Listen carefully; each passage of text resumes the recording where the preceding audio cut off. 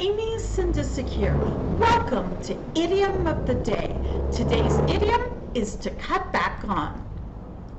To cut back on is to reduce spending. Let me give you some examples of how it's used. Our company has been forced to cut back on Christmas bonuses due to this year's losses.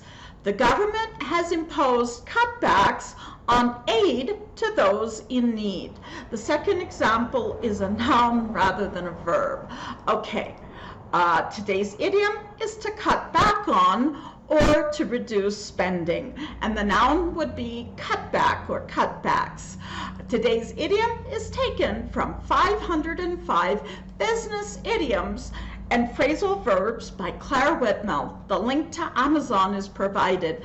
Please visit me at businessenglish123.com. Thank you.